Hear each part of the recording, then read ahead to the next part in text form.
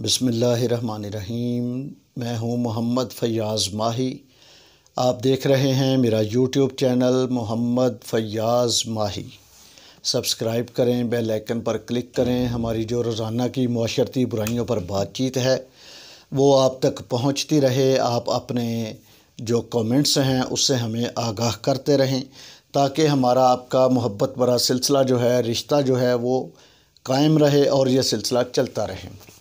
तो आज हम बात करेंगे हमेशा की तरह जो माशरती बुराई है उस पर। आज का हमारा मौजू है इंस्टॉलमेंट पर जो लोग घरेलू अशिया को बेचते हैं। इंस्टॉलमेंट यानी कि किस्तों की जो दुकानें बनी हुई हैं, किस्तों की चीज़ें जो हम ख़रीदते हैं। जगह जगह पर खुले हुए जो इंस्टॉलमेंट सेंटर हैं, जगह जगह पर खुले हुए किस्तों की दुकानें जो हैं वो हमें इस बात की जानब राग़िब करती हैं कि आप अपने घर में बेटी का जहेज़ भी यहाँ से किस्तों पर ले सकते हैं, घर की ज़रूरी जो अशिया हैं वो भी ले सकते हैं, फ़र्नीचर भी ख़रीद सकते हैं, गाड़ी भी, मोटरसाइकिल भी, इवन के घर तक जो है वो भी किस्तों पर आपको मिल जाता है। और बहुत से ऐसे दुकानदार भी हैं, बहुत से ऐसे बैंक हैं, बहुत सी ऐसे अदारे हैं जिन्होंने वाज़ेह तौर पर लिखा हुआ कि बिला सूद, हम बिला सूद ये काम करते हैं। भाई बिला सूद कौन ये काम करता है? आप भी अपने पेट की खातिर बैठे हैं। 40% आप सूद लेते हैं हर उस चीज़ पर जो चीज़ एक कस्टमर आपसे किस्त पर लेता है। मसलन मोबाइल है, कैमरा है, कंप्यूटर है, लैपटॉप है, मोटरसाइकिल है, गाड़ी है, घर है, कोई भी चीज़, ज़मीन है।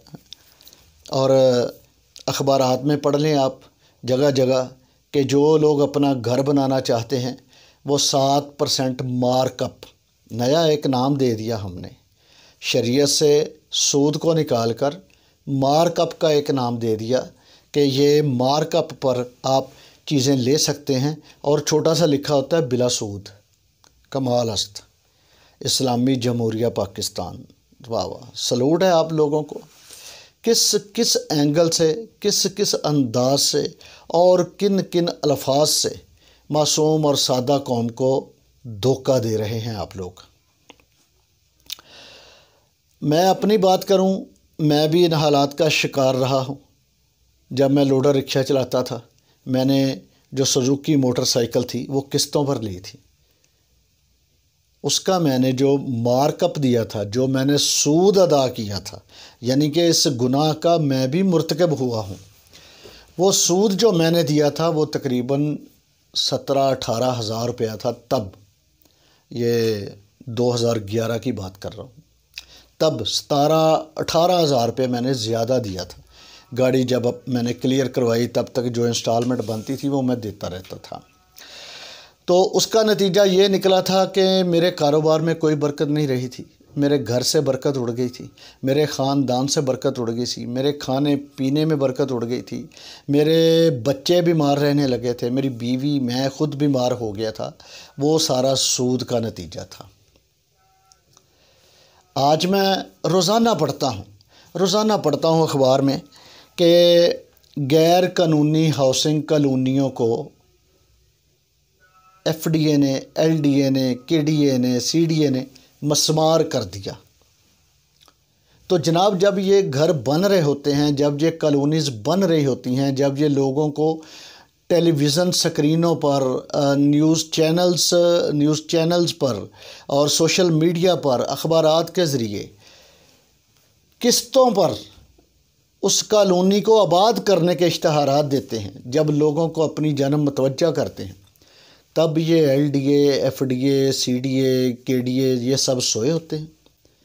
आप लोग अपना काम ईमानदारी से तभी करें तो इस चीज़ की नौबत ना आए कि आप किसी कॉलोनी को गैर कानूनी करार दें और उसका जो मकीन है वो सारी उम्र के लिए अजियत में मुब्तला रहे, उसकी लगाई गई जमा पूंजी ज़ाया हो जाए।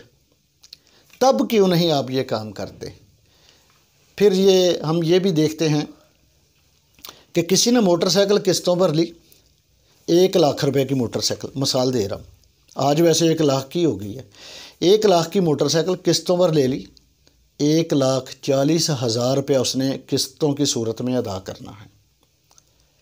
खुदा न खास्ता हादसा की सूरत में, एक्सीडेंट की सूरत में, या फिर कारोबार ना होने की सूरत में, जैसे ये कोरोना की वबा आ गई है, बहुत से कारोबार ख़त्म होकर रह गए। जो किस्त नहीं दे सकता, 1 या 2 किस्तें नहीं दे सकता, कंपनी उसके घर में अपना बंदा भेजती है। वो बंदा इंतहाई बदतमीज़ी के साथ उस बंदे के घर वालों से एक रफ़ अंदाज में बात करता है। पूरा मोहल्ला जमा हो जाता है, गालियाँ बकी जाती हैं, गंदी गालियाँ दी जाती हैं। वो बंदा खुद को उस कंपनी का इंस्पेक्टर कहता है कि मैं फ़लाँ कंपनी का इंस्पेक्टर हूँ और मैं उगराई पर आया हूँ, मैंने ये जो है वो अदायगी, मैं पैसे लेने आया हूँ, मैं तो पैसे लेकर जाऊँगा भाई, मैं थड़ी पे बैठा हूँ या आपके थड़े के बैठा हूँ, दुकान पे बैठा हूँ, पैसे दोगे तो मैं जाऊँगा। घर वाले परेशान हैं, बच्चियाँ परेशान हैं, ख़वातीन परेशान हैं, बूढ़े बुज़ुर्ग परेशान हैं। परेशानी की वजह वो सूद है जो उनके घरों में दाखिल हो चुका है, एक लानत की शक्ल में।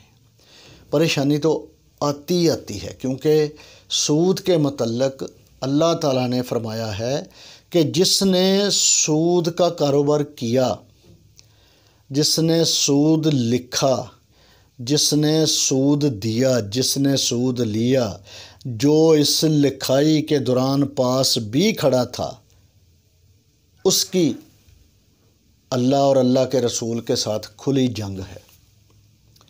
और इंसान की औकात क्या है? क्या इंसान की इतनी बसात है कि वो अल्लाह के रसूल के साथ जंग कर सके? बिल्कुल नहीं। मट्टी से, एक गंदे लोथड़े से इंसान को अल्लाह ताला ने पैदा किया। सूरह यासीन में अल्लाह ताला फरमाता है कि मैंने एक गंदे लोथड़े से इंसान को पैदा किया, फिर वो बड़ा होकर तड़ाक तड़ाक झगड़ने लगा। और बहुत से लोग अपनी कामयाबियों पर खुशियां मनाते हुए कहते हैं, ये मैंने किया है, मैंने ऐसे कर दिया है, मैंने ऐसे कर लिया है, मैं जीत गया हूँ, मैं मंजिल पर पहुँच गया। नहीं, बिल्कुल नहीं। अल्लाह के साथ जंग करके, सूद की सूरत में अल्लाह के महबूब के साथ जंग करके आप कैसे जीत सकते हैं? वो आपकी जीत फ़र्ज़ी, आर्जी और मसनूई होती है।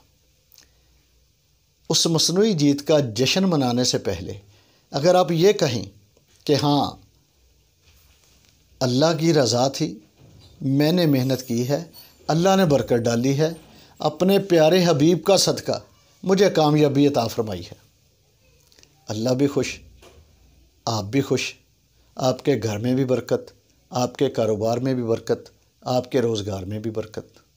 बरकतें समेटने के लिए हमें छोटे छोटे जो अहकामात इलाही हैं, छोटे छोटे से मुराद जो छोटे फ़िक्रों की शक्ल में हैं, जो थोड़े कम अल्फाज की शक्ल में हैं।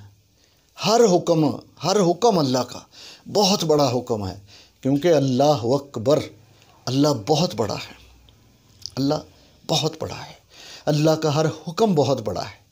मैं कम अल्फाज वाले हुक्म की बात करूँ, छोटे हुक्म की, जैसा मैंने पहले कहा कि जिसने सूद लिया, दिया, कारोबार किया, उसकी अल्लाह और अल्लाह के रसूल के साथ खुली जंग है।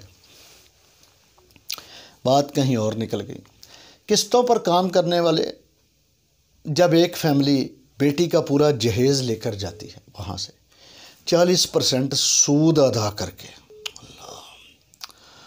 अल्लाह माफ़ फरमाए, अल्लाह माफ़ फरमाए। ज़रा सोचें, जिस बेटी को जहेज़ में सूद का सामान दिया गया हो, उस बेटी के घर में बरकत कैसे रहेगी, उसकी ज़िंदगी खुशगवार कैसे होगी?